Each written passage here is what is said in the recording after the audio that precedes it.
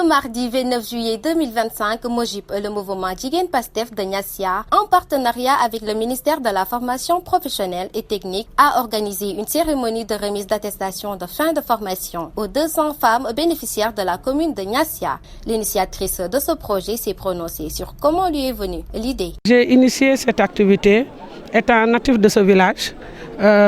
Comme je suis transformatrice, je vois quand même beaucoup de pertes au niveau de ce village, de la commune. Et j'ai pensé pourquoi pas à former des femmes, dont 5 GIE de 40 femmes et son nombre de 200. Voilà ce qui a fait aujourd'hui qu'il y a assez de bénéficiaires qui sont là par groupement. Et ensuite, j'ai démarché au niveau de la formation professionnelle pour leur dire de venir en secours à ces braves dames qui étaient vraiment désespérées. Et en bout de 2 semaines, ils ont confirmé la demande. Et aujourd'hui, comme vous le voyez, il y a le directeur de l'apprentissage qui est là pour venir les soutenir, les apporter non seulement des attestations certifiées, et ensuite les amener un petit équipement. Et ensuite, il a promis de les redonner encore beaucoup d'avantages sur d'autres formations. Le sous-préfet de cette localité a aussi rappelé l'importance de cette formation pour les femmes, mais surtout pour la Casamance. Notre message, c'est pour dire tout simplement maintenant l'espoir est permis. Voyant qu'au niveau de l'arrondissement de Niassia, il y a beaucoup de produits qui sont en train de se pourrir dans les villages. Et actuellement, avec cette formation, les femmes pourront récupérer ces produits, les transformer, les commercialiser et avoir aussi des gains. C'est ça qui est beaucoup plus important. Donc l'idée de cette formation, c'est que ces femmes, après avoir été capacitées, qu'elles puissent être utiles à elles-mêmes, utiles à la population, utiles à la communauté.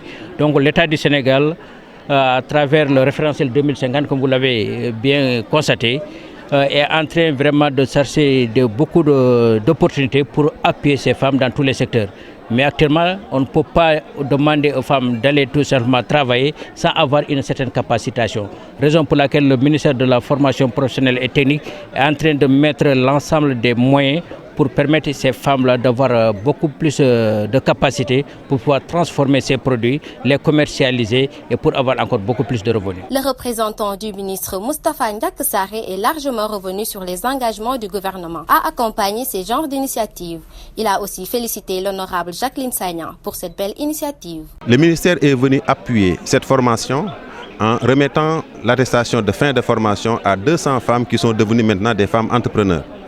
Et au-delà de ces attestations de fin de formation, un appui en matériel a été fourni pour faciliter les productions. Nous sommes dans la commune de Niassia, une commune symbole dans le cadre des ressources agroforestières. Des formations de ce genre méritent d'être accompagnées, mais aussi d'être saluées et d'être encouragées.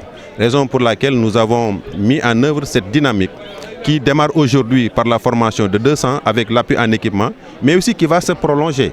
Et au-delà même de la commune de Niassia, c'est quasiment toute la région des Ziguinchor. On est certain et conscient que seules ces initiatives comme celle-ci méritent d'être encouragées parce que c'est des leviers économiques, c'est des leviers de développement endogène, mais aussi c'est des leviers pour lesquels les autres collectivités doivent s'inspirer, à l'image de ce qu'est en train de faire l'honorable députée Mme Jacqueline Sagna Diaouni, qui mérite quand même tout l'accompagnement de l'État du Sénégal, d'abord en sa qualité de représentant du peuple, mais aussi en sa qualité d'agent de développement. Parce que n'oubliez pas qu'elle est formatrice, qu'elle a déjà son unité de production et qu'elle a participé à la formation, à l'accompagnement de plusieurs jeunes de cette région.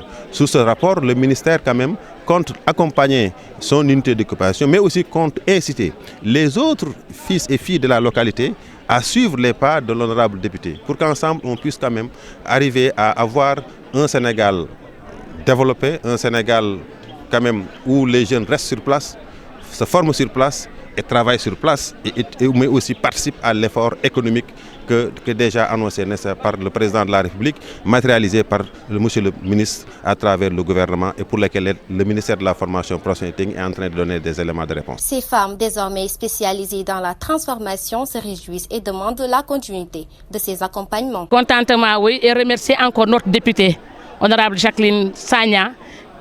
Elle a beaucoup fait pour nous, qui nous a vraiment aidés sur cette formation. Grâce à elle qu'on est là aujourd'hui. Vraiment, on la remercie du fond du cœur. Nous voudrons quand même que le gouvernement nous aide beaucoup sur des unités de transformation, sur des outils de travail, parce qu'on a des problèmes d'outils. Nous voulons travailler, mais on n'a pas les moyens. Après la formation, il faut au moins qu'on soit suivi avec du matériel et au moins des lieux de travail. Je lance un message à toutes les femmes qui ont été formées de ne pas baisser les mains et de poursuivre encore la formation et de continuer sur là-dessus. À cette occasion, 200 femmes ont reçu leur parchemin avec des dons d'accompagnement offerts par le ministère de la Formation professionnelle et technique. Toutes satisfaites de cette formation, elles remercient et espèrent une suite favorable pour leur projet. Reste à savoir si leur demande sera satisfaite. Enfin, c'est sur ces pas de danse que cette belle journée des femmes s'est terminée.